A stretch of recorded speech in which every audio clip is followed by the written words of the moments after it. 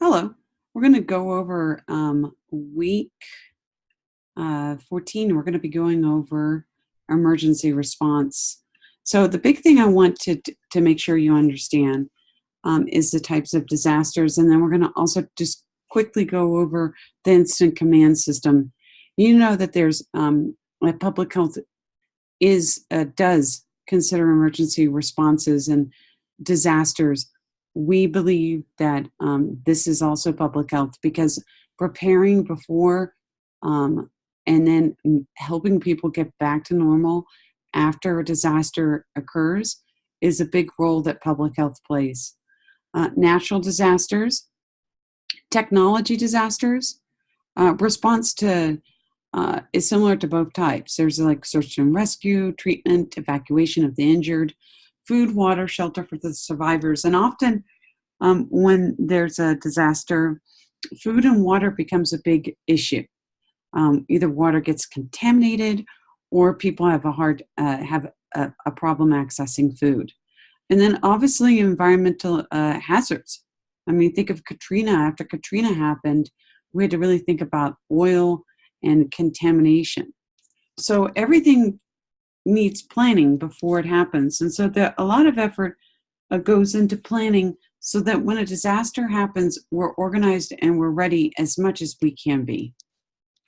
But one of the big things is that we've learned also from the past. The World Trade Center response is and was an example of where things could have been done better. There was a failure of communication and coordination. There was failure to protect rescue and cleanup workers from environmental hazards. People were displaced. And then we could do the same thing for Katrina. We also had our lessons learned from there too. And so, but anyway, back to the World Trade Center, we had to think about things after it happened. How are death certificates done? Burial permits?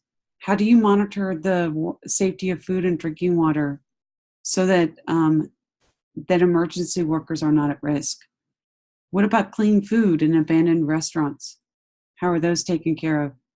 How about the dust and debris that happens from a fallout? And making sure that the cleanup workers are safe. So you have to also understand that CDC will send officers to monitor the hospital emergency rooms to start looking for unusual symptoms.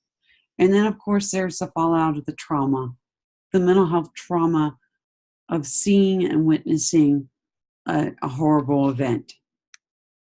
But let's talk about Katrina. And you could just Google out to Katrina and some of the responses there.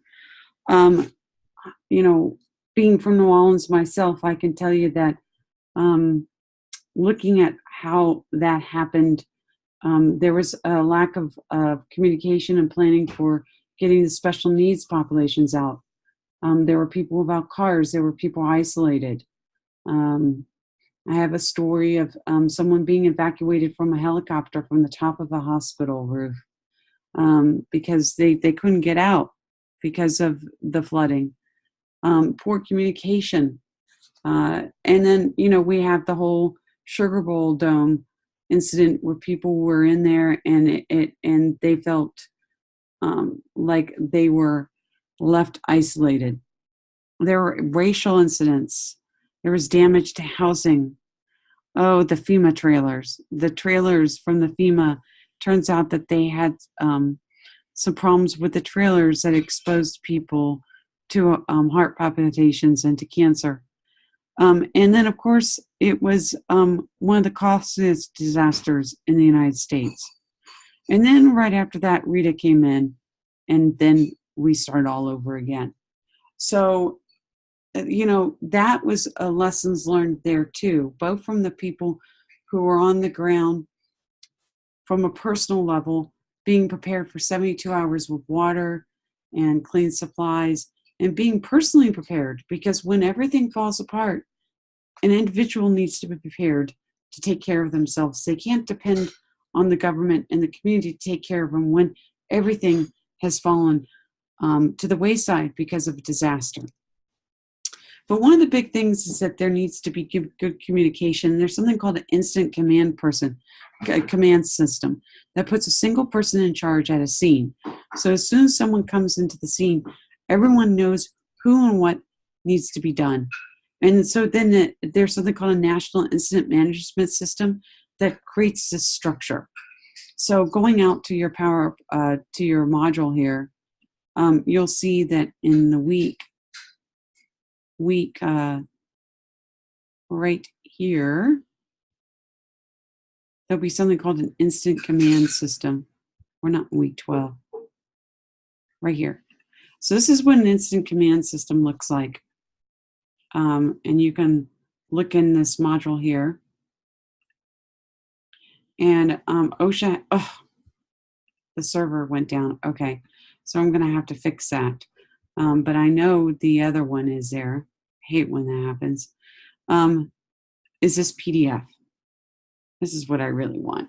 So this is the Instant Command Center. And so it has a command, someone who's in charge. And then there's a public information officer, a liaison officer, and a safety officer. So looking through each one of these, there's an operations section. So this person is in charge of making sure that operational things are getting done on the ground. There's a planning section. These are the people that starts to think before the disaster. And so they're constantly thinking about how they're going to mobilize sources. And then logistics is the medical, the food, the facilities, okay? And then, of course, there's the finances, the person who's really working through all of this to make sure that people get paid. And then under each one of this is a command, the branch, the division, and it really talks through each one of these. So this is a fascinating thing. Because if we had a disaster today and we had to respond, you would see that all this, everyone would know who would be the point person for each thing. And that's probably one of the most important things. And when you talk to someone who's in charge of this, they would say, hey, this works for just anything too. If you would, at a school site, use this incident command system, just to even organize events, so that people would know how to use the system so when a disaster occurs, they can go right into the system, right? So if you have a person who's in charge of the operations, making sure that everything is operationally organized.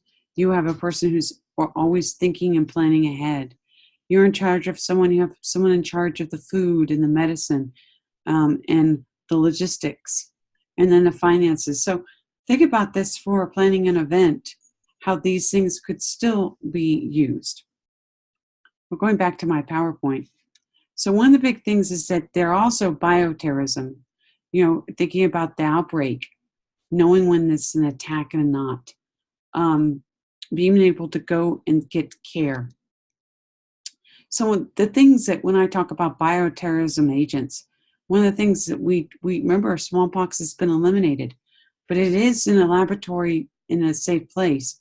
So imagine that someone would spread smallpox, and then a lot of people have not been vaccinated against it, right? Because they stopped vaccinating because it's been eliminated, and so people could get sick.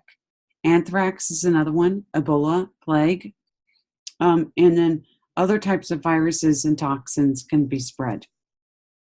So one of the big things that CDC does is they surveil emergency room visits.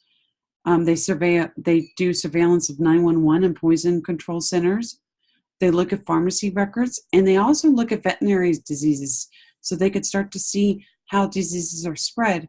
So if they start to see a disease start to come on the radar screen, they could think, whoa, that could be an epidemic.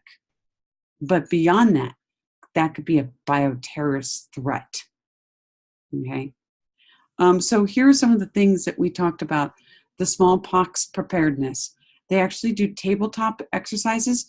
And so if you can imagine this, is that you would have all these people surrounded in a table, and then they would sit there and they would actually plan a disaster. And then they would have a tabletop exercise where they would have the law enforcement, the emergency rooms, and they'd have a case study and they'd actually talk through it. Okay.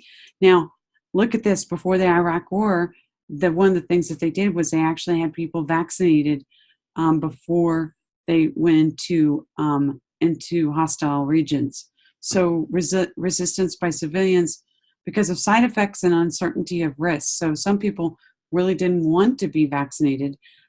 Military, you really don't have a choice because you're in the military. But civilians who were in there that were going into this area were going, no, I don't want to be vaccinated. The other things that the people have to worry about are pandemic flu and the swine flu. So really controlling against these and making sure that this can't be used as a bioterrorist threat. So let's talk about this. This could actually be a final question.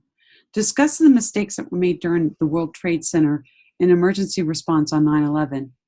What should have been done differently, and how many lives do you think might have been saved if your suggestions had been used prior? So this will be an extra credit question right here. Discussion question 1.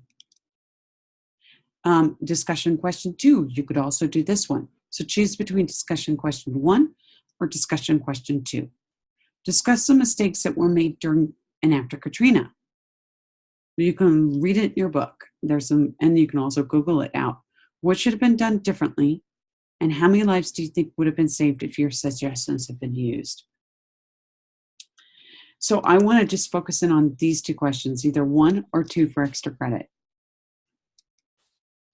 And then that is it. I really want to make sure that you focus in on, and this is just interesting, you can check out discussion question 4, but discussion question 1 or 2 for extra credit.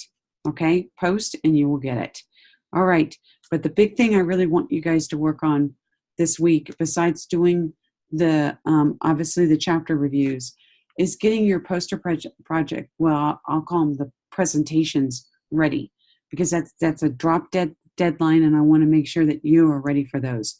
But again, discussion question 1 and 2 for extra credit, and you will see these also on the final. So make sure that you do those. All right? All right, that's it.